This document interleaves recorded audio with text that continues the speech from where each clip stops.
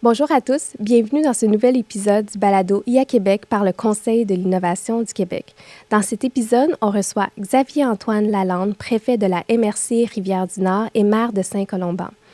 Il nous partage avec beaucoup d'inspiration comment il a bâti une ville apprenante, mais avec une réalité qui touche le Québec en entier, c'est-à-dire de conjuguer avec une fracture numérique qui vient notamment d'une population de 50% d'analphabètes fonctionnels.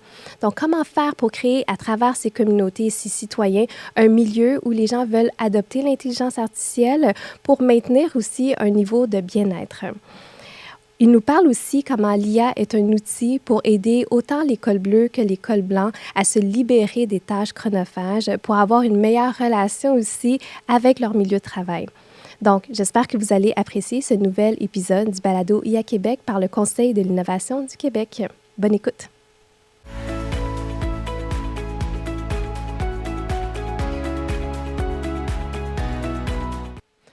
Bonjour tout le monde, bienvenue dans un nouvel épisode du balado IA Québec par le Conseil de l'innovation du Québec. Mon nom est Anne Nguyen, je suis directrice responsable de l'intelligence artificielle au Conseil. Aujourd'hui, je reçois dans ce nouvel épisode Xavier-Antoine Lalande, préfet de la MRC Rivière-du-Nord et maire de la ville de Saint-Colomban. Bonjour Xavier-Antoine. Bonjour Anne. Merci d'être là avec nous. Écoute, on commence en force cet épisode parce qu'on ressort du All-In 2025, puis on a eu une grande annonce avec l'Union des municipalités du Québec. Parle-nous un peu de cette annonce-là. Bien, ça fait quoi? Ça fait 1 an que Oui. ça se travaille parce que, tu sais, rappelle-toi, on était à l'initiative de ça. Oui. Tu sais, d'amener deux organisations à travailler ensemble, c'est pas rien. Oui. Hein, c'est deux structures, bien que ce soit deux organisations, tu sais, semi-publiques, parapubliques, c'est quand même deux structures différentes. Hein, Oui. Le milieu municipal puis le milieu de l'innovation, c'est tout un défi d'amener ces deux joueurs-là à travailler ensemble. Puis je pense que tu as fait un travail extraordinaire pour que ça arrive. En fait, moi, j'ai pas tant de crédit à prendre, mais je pense que c'est la curiosité. Ouais. Puis je pense que l'Union des municipalités voulait tellement mener par l'exemple. Les gens, ils peuvent être extrêmement cyniques en disant « Ah, tu sais, nos villes, on regarde l'état de la route, on regarde aussi les feux de circulation, on a l'impression qu'il n'y a rien à faire. » Mais vous, à la place, vous avez dit « Non, bien justement, c'est pas qu'on n'a rien à faire, c'est toutes les possibilités qui s'ouvrent à nous. » Puis ça, c'était extraordinaire de pouvoir lancer ce partenariat. Parle-nous un petit peu plus concrètement, qu'est-ce que ça va donner un partenariat aussi fort?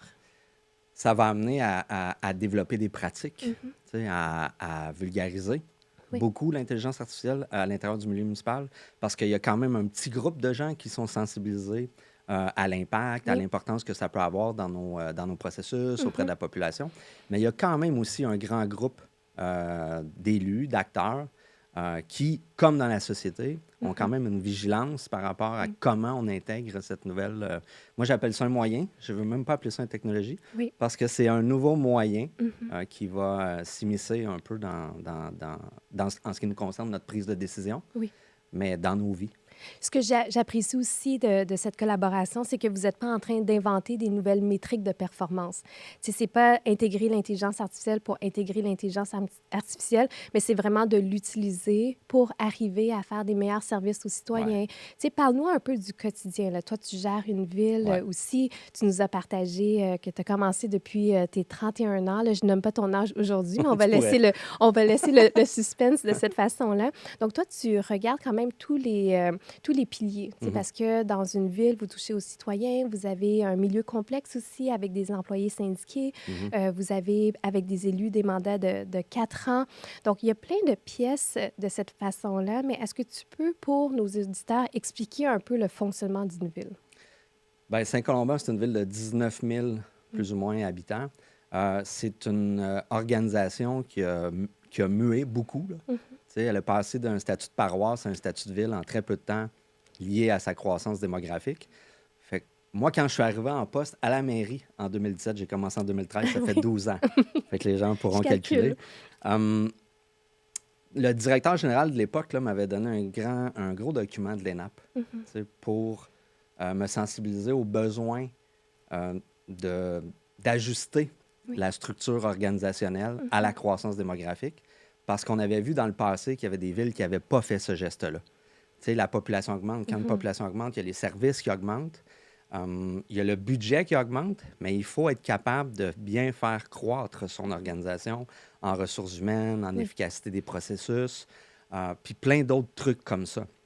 Donc, tu sais, j'avais lu ces deux rapports-là. C'était beaucoup influencé de la situation de Terrebonne oui, qui avait été fusionnée. oui. Hein. C'était La Plaine, en tout cas, il y en a trois. La Plaine, Terrebonne, puis il m'en manque un, là. Oui, Mathieu m'en voudra sûrement. Mais, fait que, tu sais, en ce sens-là, il y avait quand même une sensibilité à prendre des décisions rapidement. oui. Puis le souci d'efficacité, d'économie des fonds publics, Mm. on l'a quand même bien intégré. Puis avec l'intelligence artificielle, ben c'est un peu le même réflexe qu'il Oui. faut avoir, mais tout en respectant, comme tu l'as dit, là, tous les corps de métier à l'intérieur d'une ville. Mhm. Je pense qu'il y a des gains en efficacité qui peuvent se faire sans nécessairement se faire au détriment des employés. Puis ça, c'est ma grande sensibilité. C'est comment on le fait en suscitant l'adhésion de tous les métiers. J'aime ça quand tu dis tous les métiers parce qu'il y a des dirigeantes puis des dirigeants aussi qui ont des milieux complexes Mhm. ou un peu plus simples, mais ils ont quand même peur de faire leur premier pas. Puis je pense que ta présence est comme super inspirante de leur dire un milieu aussi complexe qu'une ville, vous voulez saisir les opportunités. Puis si tu es capable de m'en nommer deux, trois opportunités avec l'intelligence artificielle, tu dis ça pour moi, ce serait la première chose à faire pour qu'on puisse atteindre nos objectifs comme ville, tu sais, le bien-être des citoyens, par exemple. Une ville, là, ça remplit un paquet de mandats, puis ça effectue un paquet de choses. Fait que pour nous, attirer un peu des technologies ou des moyens en intelligence artificielle, ça nous permet d'affecter nos employés à d'autres fonctions. Ce n'est pas un principe d'attrition euh, qui nous motive. Bien au contraire. Oui. C'est comment on est capable d'utiliser nos employés à un meilleur escient qu'auparavant. Fait que déjà ça, on a besoin d'aller consulter tous nos corps de métier pour savoir qu'est-ce que vous êtes tanné de faire. Qu'est-ce qui vous bouffe de l'énergie? Qu'est-ce qui vous bouffe du temps? Puis après ça, nous, on aurait une réflexion à dire, OK, y a-t-il un moyen qui est propulsé par l'intelligence artificielle qui nous permettrait de répondre à ça? Si la réponse est non, la réponse est non. Si la réponse est oui, go. Tu sais, on cherche, puis on va pousser l'innovation. En moyen précis, évidemment, tu sais, il y a le moyen très, très facile là, qui commence à pulluler un peu partout au Québec, c'est le robot conversationnel. Oui. Le robot conversationnel, ce que ça fait, c'est que ça vient éviter beaucoup de temps de téléphone, beaucoup de gestion de courriel. Fait que c'est de l'économie de temps qui est fait par les cols blancs à l'intérieur d'une ville tu sais, pour se permettre de répondre puis de fournir les réponses. Mais là, si on est capable de le faire par un robot conversationnel puis qui est capable de bien se nourrir de l'information qu'on lui donne, parce que c'est ça la clé, évidemment, ça laisse du temps pour faire d'autres tâches. Ça, c'est l'élément principal. Après ça, tu sais, nous, ce qu'on voit, c'est beaucoup le traitement d'informations. Une ville, là, ça a beaucoup d'informations à l'intérieur de ses serveurs, puis vous n'avez pas idée le temps qui est pris pour sortir cette information-là pour un paquet de trucs, que ce soit une organisation publique qui nous sollicite, un ministère tu sais, qui veut de l'information, un citoyen qui fait une demande d'accès à l'information, c'est énormément de temps. Fait que ça aussi, ça peut se faire. Au niveau des ressources humaines, il y a beaucoup de choses qui peuvent être faites. Tu sais. Prendre le temps de construire un questionnaire d'entrevue là, Oui. avant l'intelligence artificielle, c'est très long. Mhm. Tu sais, il faut s'assurer que les questions correspondent aux postes affichés. Les descriptions de postes, tu sais, quand on est capable d'avoir, en un claquement de doigts ou en quelques Oui. secondes, un regard sur 26 descriptions de postes Oui. tu sais, qui existent sur le web, puis on est capable de l'ajuster en fonction des éléments qu'on fournit à l'intelligence artificielle, c'est beaucoup de temps qui est sauvé. Mais oui, puis tu en parlais tout à l'heure, il y a les cols blancs, il y a les cols bleus. Puis il y a des gens qui peuvent être freinés justement en disant c'est difficile, je ne sais pas comment approcher les syndicats. Je pense que toi, tu as une initiative justement que tu nous avais parlé il y a quelques semaines en disant moi, je vais réunir Ouais. les cols bleus. C'est quoi les questions que tu vas leur poser? Ben, c'est un peu ce que j'ai fait mention tantôt.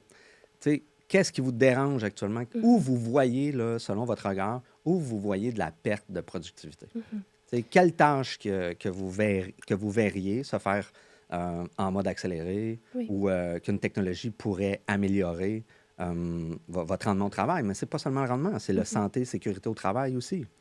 Donc, l'angle vraiment du bien-être de l'employé. Puis, qu'est-ce que tu leur dis, ceux qui ont justement peur de perdre leur emploi, en disant, tu veux que je sois plus efficace, mais c'est pour te débarrasser de moi? Ou comment tu occupes cette Hey, conversation-là? il y a tellement plein d'autres choses à faire. Oh non, la liste des besoins est infinie. Tu sais, simplement, c'est un exemple qui est quand même assez simple à comprendre. Il y a beaucoup actuellement de tondeuses à gazon qui fonctionnent de manière avec l'intelligence artificielle, avec la détection des espaces. Mais tu sais, un col bleu qui tondra pas le gazon, c'est sûr qu'il va faire d'autres choses. Là. On va l'envoyer réparer des trucs. Puis probablement que ces tâches-là, là, ils sont beaucoup plus stimulantes pour le travailleur que de répéter continuellement une tonde de gazon sur un terrain qui pourrait être, où ça pourrait être fait autrement. Là, je te ramène un peu sur tes points de départ. Donc, tu as commencé ta carrière. Est-ce que tu pensais que la technologie allait avancer Non. aussi vite? Mais raconte un petit peu, tu sais, parce que tu as vu avec la révolution Ouais. industrielle, mais là, on ne l'a pas vécu, là, mais avec la révolution industrielle, ça a pris quand même 30, 40 ans avant que tous les métiers bougent, avant les infrastructures bougent aussi. Avec Internet, ça a pris 10 ans, tu sais, avant que les nouveaux métiers comme des webmestres, le e-commerce, le commerce électronique aille de l'avant. Avec les réseaux sociaux, ça a pris 2 ans avant que des nouveaux métiers, même si les gens sont peut-être cyniques, là, mais influenceur, ça demeure un métier, un nouveau métier. Mais avec l'IA générative, ça a pris 2 mois avant que tout change. Dans ton entourage immédiat, ceux qui servent vraiment la population, ceux qui interagissent avec les citoyens, quelle était leur réaction lorsque c'est arrivé? L'intelligence artificielle? Oui, générative. C'est intéressant parce que moi, je trouve que la courbe d'apprentissage pour utiliser l'intelligence artificielle est beaucoup plus courte qu'à l'époque Oui. d'Internet. Il y avait Oui. beaucoup d'apprentissage qui était parallèle Oui. à l'utilisation d'Internet, que ce soit l'introduction d'un ordinateur puis tout ça. L'intelligence artificielle, aujourd'hui, les jeunes n'ont pas, ils ont pas cette courbe d'apprentissage-là à faire. C'est quand même bien accueilli. Moi, je peux pas dire que, ma ville est jeune quand même. C'est une moyenne d'âge qui est quand même jeune. C'est quand même bien reçu de la part de la population. On n'a pas eu de levée de bouclier. Puis on est surtout beaucoup dans un mode d'innovation. C'est OK, qu'est-ce qui est capable de nous aider? Qu'est-ce qui est capable d'élargir un peu notre spectre d'idées? Oui. Puis tu faisais référence au début de ma carrière. Moi, c'est mon 4e programme électoral que j'écris, auquel je participe. Oui. Celui de 2013 n'a rien à voir avec celui de 2025. Là. Jamais on n'aurait parlé d'intelligence artificielle. On était encore en mode fracture numérique. Il en existe encore une, cela dit. Encore ce week-end, j'ai croisé un citoyen qui avait un téléphone à flip, pas Internet. Donc, mais il faut garder ce souci-là, qu'il y a quand même une fracture. Mais sur le volet numérique, évidemment, ça accélère, puis il faut prendre les moyens pour être capable de répondre aux besoins de la population. On a quand même un souci de performance à l'intérieur d'une ville. Là. Oui, tout à fait. Puis, tu sais, je vois quand tu parles de la fracture, parce qu'il y a un rôle d'inclusion aussi. Vous ne pouvez pas faire seulement une ville technologique sans penser à tous les types de population, puis la vulnérabilité numérique. Cette vulnérabilité-là, il est chez les employés de la ville aussi, puis tu en as parlé tout à l'heure. Mais ce serait quoi le rôle de la communauté? Tu crées une communauté, puis je sais que tu as d'autres projets comme le Centre de formation en innovation, où c'est plus une communauté sur un continuum d'éducation. Puis on va en revenir tout à l'heure. Mais ta communauté de proximité. Là, tu te promènes en ville, puis les gens te parlent de l'intelligence artificielle. À quoi ressemblent leurs soucis? Je pense qu'à la base de la discussion, il faut être soucieux de la qualité de vie des citoyens. C'est la base. Comme moyen, la Ville de Saint-Colomban s'est dotée d'un comité qui s'appelle Agenda 21, où on a intégré des principes de communauté apprenante, donc de ville apprenante. La démocratisation de l'intelligence artificielle générative, c'est un élément qui, à mon avis, va s'ajouter dans les soucis de ville apprenante. La différence, c'est qu'il faut se doter d'infrastructures pour le faire. Puis moi, je suis ultra chanceux. Là, on est en construction actuellement d'une nouvelle bibliothèque. Je ne l'appelle même pas bibliothèque. Okay. J'appelle ça un lieu de partage de savoir. Parce que le modèle classique d'une bibliothèque, c'est on s'en va chercher des livres, des ouvrages pour apprendre, pour se divertir, puis tout ça. Mais un lieu de partage de savoir, il faut que ça mette à l'avant plein de technologies qui vont permettre à notre population d'acquérir des compétences, d'acquérir des savoirs, puis de leur permettre de développer leur autonomie un peu technologique, puis même leur autonomie en général dans la vie. Tu sais, puis pour bâtir justement ces milieux apprenants, vous ne pouvez pas le faire 100% à l'intérieur de l'écosystème des municipalités. Vous interagissez avec Ouais, les entrepreneurs. ouais. Puis, tu sais, ce balado, c'est aussi parler aux entrepreneurs, à la fois pour les inspirer à adopter l'intelligence artificielle, mais aussi d'ouvrir un continuum économique. Tu sais, pour les gens Mhm, entrepreneurs qui mhm, ont des solutions en intelligence artificielle, ils interagissent avec vous, ils ont des solutions. mhm. Puis là, je trouve que ça donne un espoir de dire, bien, les villes mènent par l'exemple. Ils sont capables de, justement, d'avoir ces discussions. À quoi ressemble l'écosystème entrepreneurial en intelligence artificielle ou en numérique autour d'une ville? C'est extrêmement faible. Hmm. Puis, tu sais, on est beaucoup en... C'est beaucoup des projets d'innovation, c'est beaucoup des projets pilotes. Tu sais, moi, je suis un élu qui est issu de la commission Charbonneau. Oui, Tu sais, moi, c'est la proximité entre les élus et les entreprises dans l'industrie de la construction qui m'a amené à faire de la politique d'accord. parce que c'était pas mon système de valeurs, c'était pas mon intégrité, Mhm. mon style d'intégrité. En même temps, avec les années, je suis très décomplexé de ma relation avec les entreprises. Tu sais, je Mhm. connais mon niveau éthique, je connais mon niveau d'intégrité. J'ai pas peur d'avoir une discussion avec des entreprises. Puis ça, je le sais que c'est partagé par les gens qui ont eu un peu le même parcours que moi. Tu sais, le Mhm. maire de Laval, Oui. la mairesse de Drummondville, la mairesse sortante de Sherbrooke. On était tous un peu dans cette approche-là. Tu sais, la Mhm. mairesse de Longueuil. Tu sais, je pense que tous les élus en bas de 45 ans qui ont été alimentés par le climat toxique un peu Oui. de la commission Charbonneau, avec les années, on est capable de dire, OK, il y a des entreprises qui ont des idées intéressantes. Cela dit, Oui. on baigne quand même dans un contexte de gestion contractuelle qui est complexe parce Mhm. nous sommes nous sommes des organisations publiques. Puis, tu sais, moi, j'accueille avec grand bonheur le souci du gouvernement d'alléger les moyens, pas pour donner des contrats, mais pour se permettre d'innover, pour se permettre de tester, pour donner la place à des gens qui ont des bonnes idées avec des bons objectifs. Ça, il faut l'avoir, cette flexibilité-là. Puis parfois, tu sais, dans le cadre très gouvernemental, public, où la protection est beaucoup stimulée par la crainte, Oui. ça ralentit. Mais il faut être capable de le faire de la Oui. bonne façon.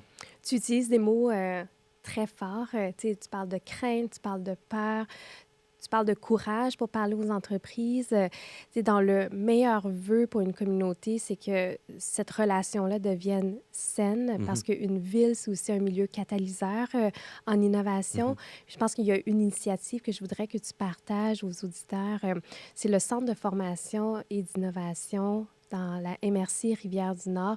Mais peut-être juste prendre un pas de côté pour dire c'est quoi une MRC, ça mange quoi en hiver, puis par la suite nous parler du centre. Oui, une municipalité régionale de comté, c'est un regroupement de villes et municipalités Mm. qui viennent accomplir des mandats qui sont bien définis dans la loi, puis dans toutes les missions que le gouvernement provincial peut donner au milieu municipal. Donc, on est beaucoup dans l'aménagement du territoire. Les MRC ont le mandat de développement économique. Donc, c'est beaucoup en ce sens-là, notamment, que l'idée de la Centre de formation et d'innovation pour les Laurentides, parce que tu as nommé la MRC de la Oui, Rivière-du-Nord, mais c'est c'est un plus projet large. Laurentide.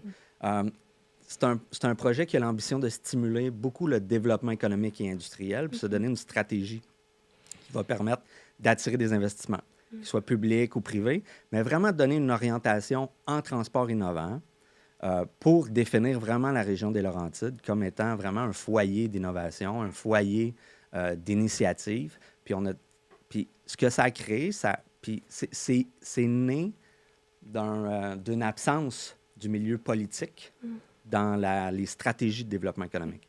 Fait que ça nous a permis de rencontrer des gros joueurs, d'avoir des rencontres avec des chefs d'entreprise, puis vraiment de définir quels sont les besoins. Puis ce projet-là, il est né des besoins des entreprises. C'est un problème de disponibilité de main-d'œuvre, de compétences, de développement de compétences. Donc, on a travaillé tous ces éléments-là. On est allé voir les institutions d'enseignement universitaire, collégial, secondaire, puis on les a sensibilisés à la réalité, puis on leur a demandé, avez-vous envie de vous joindre à nous pour développer toute cette stratégie-là. Puis avec ça, bien là, on fait les ponts avec les entreprises. Puis là, on est en train de mobiliser une région Oui. aux besoins, puis aux besoins, puis aux soucis Oui. d'avoir des investissements, parce qu'on a des éléments stratégiques incroyables là, dans les Laurentides. On a une croissance démographique, Oui. on a une main-d'œuvre diversifiée, Oui. à la fois ouvrière et experte, Oui. ce qui est très rare dans les régions. Souvent, on va voir des régions où la main-d'œuvre elle est disponible, Oui. mais manufacturière. Alors que nous, on est capable d'alimenter une entreprise complète, puis plusieurs entreprises. Puis on a des actifs stratégiques. On a une piste d'essai fédérale Oui. pour le transport terrestre. On a le site aéroportuaire. Donc, c'est de mesurer tous ces éléments-là, puis d'en faire un tout, puis de réfléchir ensemble, puis qu'on soit capable de développer une stratégie. Puis l'intelligence artificielle, elle est arrivée dans le processus Exact. parce que c'est un moyen auquel on ne peut plus se passer. Oui. Puis évidemment, dans l'industrie du transport, l'intelligence artificielle va avoir, à mon avis, à jouer un rôle exceptionnel. Je sais que c'est actuellement en développement au niveau du transport ferroviaire, Oui. au niveau du transport terrestre. On est une région qui est quand même... puis on est une province qui a beaucoup initié en transport. Puis quand je vois des projets en Californie où il y a du transport autonome sans conducteur, il n'y a pas de raison que ça ne puisse pas arriver ici. C'est en train de rendre quand même les Laurentides et d'autres régions qui regardent avec beaucoup d'inspiration ce qu'il fait dans les Laurentides comme milieu capable d'avoir une rétention de talent. Ouais. Au Québec, on a quand même réussi à créer une société de professionnels. On a encouragé nos jeunes à finir leur secondaire. Ça fonctionne. Aller au cégep, aller à l'université. Mais s'il n'y a pas de milieu preneur non plus pour ces talents-là, mais ça devient un petit peu plus ardu de voir comment notre futur ici au Québec peut se faire. Mais là, ce que tu es en train de créer, c'est aussi de dire aux jeunes familles, bien, vous pouvez naître dans une région, faire toute votre vie, même professionnelle, puis par la suite profiter aussi pour votre retraite. Donc, je pense que c'est un message extrêmement fort, surtout dans un contexte géopolitique actuel où on a toujours peur des fuites de talents, mais si on crée des milieux comme ça, les talents vont rester. Puis tu mentionnais justement dans les différentes recettes qu'on entend beaucoup sur l'adoption de l'intelligence artificielle, c'est exactement la même recette que ceux qui ont réussi à mettre en place leur culture d'innovation. Donc, il y a 3 ingrédients. Le premier ingrédient, c'est nommer une personne responsable ou porteur de l'innovation de l'intelligence artificielle. Je pense qu'avec les initiatives que tu mets en place, c'est fait. Le milieu laboratoire, ça aussi, c'est fait avec ton centre de formation et innovation. Mais c'est pas seulement ça, c'est aussi d'avoir mis en place dans une culture d'innovation puis dans l'adoption d'IA des politiques d'équité, diversité, inclusion. Puis, juste pour que les auditeurs sachent un peu, moi, j'ai reçu un super beau cadeau de Xavier Antoine, une casquette Femme au pouvoir. Je sais que c'est très important pour toi, ce regard-là EDI, mais peux-tu l'expliquer dans un ensemble un peu plus milieu technologique, intelligence artificielle, pourquoi c'est encore plus important d'avoir ces discussions-là? Oh my, c'est tellement une belle question.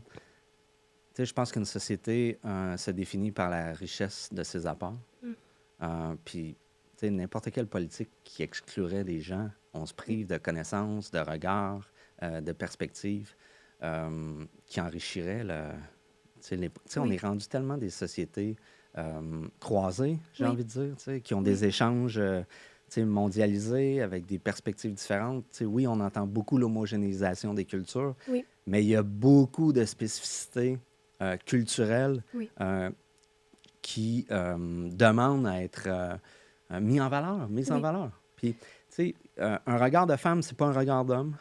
Un regard de quelqu'un qui vient du Vietnam, c'est pas la même chose qu'un blanc-bec qui a grandi à Saint-Colomban. C'est la même chose pour les gens qui viennent d'Afrique, c'est la même chose pour les gens qui viennent du Maghreb. Ces gens-là, même, ils pourraient être nés ici, puis ils n'ont pas grandi dans la même réalité, ils n'ont pas le même regard. Il ne faut pas se priver de ça. Là. C'est ce qui permet de créer des communautés interreliées. Puis c'est à la base même de l'innovation, être capable de surmonter les défis, les perspectives, les regards, pour faire mieux tout le temps. Ben oui. Puis là, j'ai 2 questions. Je les nomme en même temps, juste pour que tu puisses faire le 180. La première question, puis encore une fois, c'est la promesse du balado de mettre les gens en action. Autant des dirigeantes, des dirigeants qui ont peut-être peur d'adopter l'intelligence artificielle. Tu sais, c'est quoi le premier geste, toi, en tant que... Ça peut être en tant que mère, mais une personne, tu sais, parce que tu restes un citoyen aussi, pour pouvoir démarrer cette aventure-là. Puis l'autre question, le 180, c'est des entreprises ou des startups qui disent hey, « moi, j'ai des solutions qui aideraient vraiment les villes. Par où commencer? Avec qui interagir? » Donc, je te laisse choisir ta première question, sachant que tu dois faire un 180 à un certain moment. Je pense que pour les entreprises, le milieu municipal, le milieu public met en scène beaucoup d'événements. Beaucoup de forums, beaucoup de congrès, beaucoup de salons. Je pense que c'est le meilleur moyen pour approcher les élus. C'est certainement pas en envoyant une invitation LinkedIn Ça ou un l'arrive toujours, courriel. hein? Ça arrive toujours. On n'a pas le temps, puis on est quand même suspicieux de ça. Là. Oui. On en reçoit tellement qu'on n'approfondit pas. Il n'y a rien de mieux que le B2B. Le contact, le regard, l'assurance aussi que les gens vont dégager par rapport au développement de leur technologie. Puis ça se fait dans des salons, dans des forums. Ça, ce serait ma première réponse. Puis je vais te demander de répéter la première question. Mais en fait, c'est les dirigeantes et les dirigeants qui ont peur d'adopter l'intelligence artificielle. Un conseil pour démarrer personnellement ou comme maire de Saint-Colomban? Oui. C'est une démocratisation, c'est une vulgarisation du moyen. Je pense que de se trouver une belle façon simple de l'intégrer puis de mesurer soi-même les résultats que ça peut donner au quotidien, je pense, à mon avis, là, que c'est la meilleure façon de s'initier. Après ça, en voyant à quel point, hey, ça nous fait sauver du temps, c'est super. Ça peut être des exemples très, très, très, très simples. Mais après ça, de le projeter dans une efficacité d'entreprise organisationnelle, je pense que ça va se faire automatiquement. Ce qu'il ne faut pas faire, c'est d'aller cogner à toutes les portes puis de se trouver un soi-disant expert qu'on n'a pas été capable de mesurer. Puis en ce sens-là, je pense que le Conseil de l'innovation du Québec, tout ce que tu es en train de développer comme directrice d'intelligence artificielle, c'est ce besoin-là que vous essayez de répondre. Donner de la clarté. Donner de la clarté. Qui fait les choses de la bonne façon, pour les bonnes raisons. Je ne sais pas si vous allez cibler directement des entreprises, mais à tout le moins, ça nous permet d'avancer avec confiance. D'avoir cette référence-là, de dire, est-ce qu'on va dans le bon sens? Ça, c'est essentiel parce que on ne veut pas faire d'erreurs. Ça coûte cher des erreurs. Tout à fait. Oui, l'innovation, c'est de prendre la chance de faire des trucs. Ce n'est pas toutes les entreprises qui ont ces moyens-là. Fait qu'il faut essayer de limiter cet impact-là. C'est pour ça que des centres de formation, d'innovation, c'est pour ça que des chaires de recherche sont là. Puis j'espère que c'est notamment un des mandats du Conseil d'innovation. Bien, tout à fait. Puis là, je souris pour ceux qui regardent Vidécast parce que Luc Sirois, l'innovateur en chef du Québec, qui est mon collègue, mon patron, rit souvent de moi parce que je nous ai donné comme le grand mandat d'une curation. Puis le mot curation, c'est vrai que tu l'as dit la semaine passée. Exactement. Curation, pour moi, ça veut dire qu'au Québec, il y a 725 startups qui ont des produits en intelligence artificielle. Il y a aussi 800 entreprises de produits et services pour aider l'adoption d'intelligence artificielle. Mais je pense que un des mandats clairs qu'on doit se doter au Conseil d'innovation, c'est vraiment d'être le gardien aussi de cette qualité-là. Au Québec, on a la chance de parler de l'IA responsable, mais de réussir à la commercialiser. Mais avec autant d'offres, les gens ne savent plus par où commencer. Donc, cette curation va faire en sorte que tu te retrouves sur la vitrine, tu as un saut de confiance. Puis c'est ça qu'on va aller valider, puis on va toujours regarder la qualité puis l'impact de ces outils-là dans le quotidien parce qu'on ne veut plus non plus que les gens fassent j'ai essayé l'IA pendant 1 mois, ça n'a pas fonctionné, ou j'ai parlé à 8 consultants, ils m'ont fait des planifications stratégiques, je ne ressens pas l'impact. Je suis brouillé. Oui. Ouais. Ça rajoute en fait du brouillard, là, comme tu dis. Juste pour terminer, parce que j'aimerais que tu puisses te projeter dans 5 ans. Pour ceux qui ont fait des calculs, on va savoir ton âge après. Dans 5 ans, à quoi ressemble ta ville? J'avais le goût de parler en voix de robot, mais c'est trop tôt. Il est trop tôt. Ma ville, en fait, concrètement, on veut vraiment prendre le chemin des villes apprenantes.